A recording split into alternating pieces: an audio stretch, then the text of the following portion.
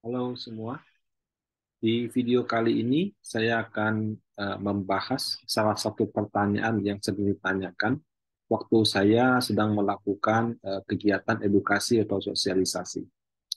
Jadi karena saya bekerja di PT Panin Asset Management yang punya produk reksadana Panin, banyak masyarakat yang bertanya, apakah kalau mau beli reksadana Panin mesti punya rekening di Bank Panin? Ya memang ini tidak terhindarkan. Kenapa? Karena Panin Group itu kan grup perbankan, salah satu bank tertua di Indonesia, cukup punya nama juga. Dan kalau ada produk keuangan yang ada link dengan bank tersebut, tidak hanya Panin ya, Mandiri, BNI, kemudian BCA, gitu ya. Eh, ada persepsi bahwa mesti punya rekening di bank tersebut. Nah, cara saya akan menjawab pertanyaan tersebut dengan menjelaskan cara transaksi reksadana. Videonya sebagai berikut. Jadi reksadana itu ada 3 macam transaksi. Ya. Yang pertama itu adalah pembelian, disebut juga subscription. Penjualan disebut dengan redemption. Pengalihan disebut dengan switching. Ya, beli jual sudah jelas. Beli reksadana, jual reksadana. Nah, kalau switching atau pengalihan, itu Anda jual reksadana A, beli reksadana B pada hari yang sama. Kalau Anda lakukan beli dan jual secara terpisah, itu nggak akan dapat hari yang sama. Kenapa? Karena kalau kamu jual hari ini, dapat uangnya mungkin 2-3 hari lagi. Kalau Anda pakai uang itu untuk beli di hari ketiga, tentu NAB yang Anda dapat sudah bukan NAB hari ini.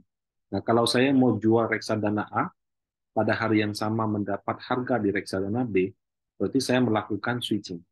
Nah, eh, pada prakteknya Bapak Ibu, 3 transaksi di atas itu kalau dijalankan di reksadana ya, itu bisa sedikit berbeda, tergantung dia punya channel distribution.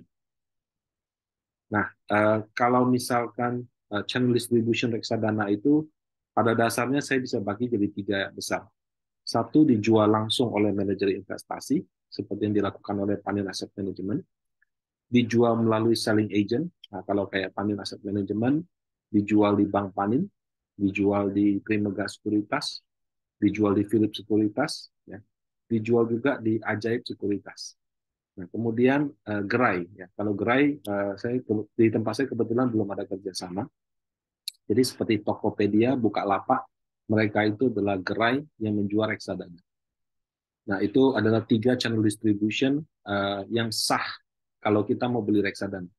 Kalau Anda dapat reksadana di luar 3 channel distribution ini, hati-hati.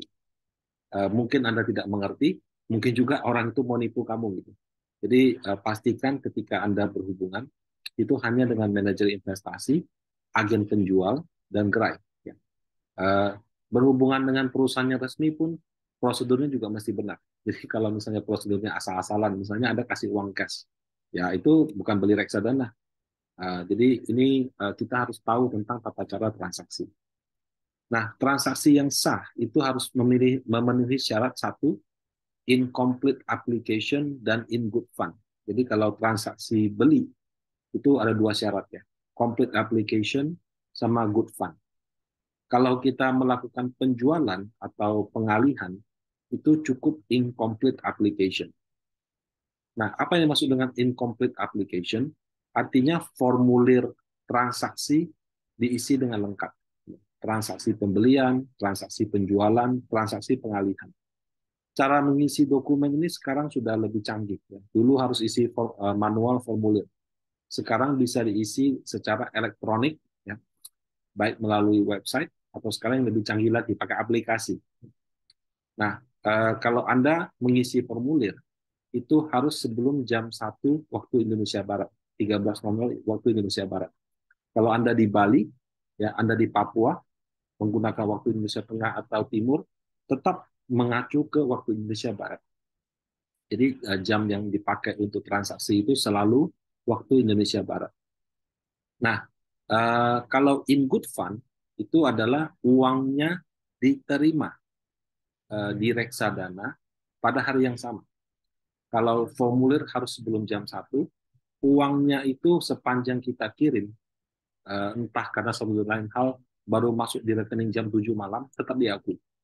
Ya, jadi in good fund itu uang di hari yang sama, bahkan jam 12 malam sebelum lewat jam 12.00 tetap masih diakui. Tapi kalau kita baru pindah jam 1 dini hari, ya dianggapnya itu sudah besok. Ya, jadi kalau beli harus 2 syarat. Nah, kalau jual dan switching itu cuma incomplete application, artinya sebelum jam 1 saja. Nah, bagian in good fund ini yang terus terang menjadi pembeda di antara 3 selling agent, 3 jenis channel distribution. Nah, gini, yang namanya reksadana pasti pakai bank custodian. Contoh kalau kayak Panindana Maksima, dia menggunakan Deutsche Bank atau DB sebagai bank custodian. Nah, Deutsche Bank ini kan ya siapa sih yang punya rekening tabungan Deutsche Bank? Uh, saya yakin nggak banyak dari Anda yang punya. Saya sendiri aja kerja di Panin begitu lama, saya aja nggak tahu Deutsche Bank itu tak punya rekening tabungan apa gitu. Nah, kalau orang mau beli reksadana, kan dulu transfernya ke rekening bank custodian. Ya, kalau beda bank pasti kena biaya dong. Nah, jadi supaya orang transfernya gampang, Deutsche Bank itu sesuai dengan peraturan OJK tentang reksadana berbentuk KIK, dapat membentuk yang namanya rekening operasional. Jadi dia buka rekening misalnya di Bank BCA, di Bank BRI, di Bank Mandiri, di Bank Panin, di mana keempat bank ini bisa berfungsi sebagai transaksi auto debit. Jadi kalau saya punya rekening bank di salah satu dari 4 bank ini, saya bisa auto debit. Kemudian untuk virtual account, ya, virtual account itu kan kalau yang swasta ya BCA. Kalau yang BUMN, saya terus terang kurang paham ya. Mungkin kalau nggak di Mandiri, di BRI. Nah, itu juga bisa punya namanya rekening virtual account. Virtual account itu ibaratnya sudah jelas ya, atas nama Rudi dengan nomor rekening sekian. Jadi untuk siapanya jelas. Nah, si Deutsche Bank mungkin tidak punya fasilitas auto debit ataupun virtual account. Untuk itu dia bisa buka rekening penampung di bank lain dan itu bisa dipakai untuk menjalankan operasional, termasuk menerima dana subscription dari nasabah. Oke, lanjut. Nah, investor yang punya salah satu dari 4 bank di atas, jadi saya kasih contoh Pandana Maksima ya, punya itu kan rekening penampungnya ada di Bank Panin, Bank BRI, Bank BCA, Bank Mandiri. Anda bisa membuat yang namanya investasi berkala atau auto debit, di mana pilihan tanggalnya ada 3, 1, 8, 16. Setiap tanggal 1, 8, dan 16 itu dana Anda akan dipotong, kemudian diinvestasikan di reksadana. Gitu. Cuman kalau dalam praktek ya, kita harus menyiapkan dana kalau bisa 1 hari kerja sebelumnya. Jadi kalau misalnya kita pilih tanggal 8, tanggal 7-nya hari Minggu, tanggal 6-nya hari Sabtu, ya uangnya dari tanggal 5. Sering sekali orang kalau siapkan uangnya tanggal 7 walaupun bisa transfer, kadang-kadang itu sudah dipotongnya dari tanggal 5. Jadi itu yang harus diperhatikan. Nah, mekanisme auto debit di reksadana ini beda dengan unit link asuransi. Unit link asuransi kan kalau kita gagal, itu bisa lapse. Kalau kita tarik, ada denda. Kalau auto debit ini nggak ada. Misalkan Anda pilih auto debit selama 3 tahun. Ya sudah, 3 tahun setiap bulan misalnya Rp500.000. Januari jalan, Februari jalan, Maret jalan, April lupa. Bulan Mei ditagih nggak? Double, 1 juta, 500, 900. Enggak. Tetap jalan yang 500. Ya. Nah, kemudian kalau misalkan karena satu dan lain hal ya, Anda masuk, wah nggak jadi ya. Ternyata Anda salah perhitungan. Kebutuhan hidup Anda cukup tinggi sehingga kalau Anda auto debit di sana, kebutuhan hidup Anda kurang gitu. Anda batalkan. Saldo yang sudah ada tetap utuh. Ya. Jadi maksudnya utuh itu unitnya tetap utuh. Nilainya tergantung harga yang berlaku gitu ya. Jadi itu bebas untuk ditarik kapan saja. Nah, seperti itu ya. Jadi auto debit di reksadana itu seperti investasi saja, cuma dibuat berkala. Tidak ada bedanya dengan kalau kamu bisa disiplin setiap bulan store. Cuma pada prakteknya banyak orang Indonesia yang tidak bisa disiplin sih. Jadi memang perlu fasilitas seperti itu. Nah, kalau saya nggak punya rekening di 4 bank tersebut gimana? Ya, jadi nggak ada di Bank Panin, nggak ada di BRI, BCA, dan Mandiri, ya nggak apa-apa. Anda bisa melakukan transfer.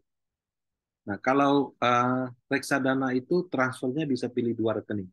Satu ke rekening bank custodian di Deutsche Bank, rekening penampung, ya bisa Bank BCA, BRI Mandiri tadi, atau ke virtual account. Ya. Dalam hal ini, Panin Asset Management kerjasama dengan Bank BCA. Jadi kalau mau virtual account, bisa dari BCA ke BCA. Apa bedanya Pak, kalau saya transfer ke rekening bank custodian dengan rekening virtual account? Apakah sampainya lebih cepat atau bagaimana? Kalau secara peraturan Bapak Ibu, kalau kamu transfer ke rekening bank custodian, maka si selling agent atau channel distribution punya kewajiban tuh untuk memastikan benar nggak sih sumber dananya berasal dari orang yang sama gitu. Nah kalau misalnya beda, itu nggak bisa diproses. Jadi kalau beli reksadana, sumber uangnya itu harus dari orang yang sama. Kalau dari keluarganya boleh nggak? Boleh, tapi harus dibuktikan dengan kartu keluarga. Nah, kalau di luar itu ada aturan-aturannya sih, tapi biasanya yang diperbolehkan itu cuma dari yang bersangkutan, keluarga bersangkutan dengan bukti, tempat kerja dia dengan bukti juga, atau kalau misalkan ada kegiatan asosiasi, ada misalnya giveaway gitu ya, nah itu boleh. Di luar itu nggak boleh. Jadi kalau saya misalnya pinjamin uang ke teman saya suruh dia bayar hutang ke saya gitu ya, lewat ke reksadana, itu pada saat dia transfer begitu dicek namanya beda ya nggak diproses. Nah, cuman kan ada kemungkinan nama orang sama. Jadi kalau kamu transfer ke rekening bank custodian, bisa saja yang namanya Rudi banyak. Jadi saya minta lagi bukti transfernya, kemudian saya minta kamu isi formulir untuk memastikan bahwa ini benar kamu yang transfer. Uh, Seperti itu terus terang repot kalau misalkan nasabahnya banyak ya. Kalau cuma satu hari 10-20 ya udahlah. Tapi kalau satu hari 300-400 transaksi, susah loh Bapak Ibu. Saya kan ada di operation juga. Jadi untuk memudahkan bisa dengan cara virtual account. Kalau virtual account kan sudah keluar namanya siapa, ya atas nama reksadana apa namanya siapa. Nah kalau yang seperti itu tidak lagi diperlukan untuk mengirim formulir bukti transfer. Jadi tidak perlu mengirim bukti transfer, juga tidak perlu mengisi formulir pembelian karena dengan virtual account bisa dideteksi. Ya. Tapi ketentuan sumber dana tetap berlaku sehingga nomor virtual account itu adalah kerahasiaan yang harus dijaga oleh si investornya sendiri. Nah, kalau yang namanya transfer virtual account, ya tentu kalau bisa bank yang sama. Bank yang beda bisa nggak transfer virtual account? Saya lihat sepertinya kompetisi antar bank itu cukup ketat gitu ya. Jadi kalau transfer virtual account beda bank itu kadang-kadang jalan, kadang-kadang enggak. Sekarang sih jalan-jalan aja, cuma kita harus pilihnya yang RTGS atau yang clearing. Ya. Nah, seperti itu. Nah, jadi berdasarkan informasi di atas, kalau Anda beli reksadana Panin dari Panin Asset Management langsung, sudah terjawab, tidak wajib punya reksadana Panin. Tidak wajib harus punya rekening di bank Panin. Boleh punya Bank Panin, Bank BRI, Bank Mandiri, Bank BCA, Deutsche Bank, Citibank, Standard Chartered, dan seterusnya. Jadi bank apapun boleh, sepanjang bisa transfer. Ya.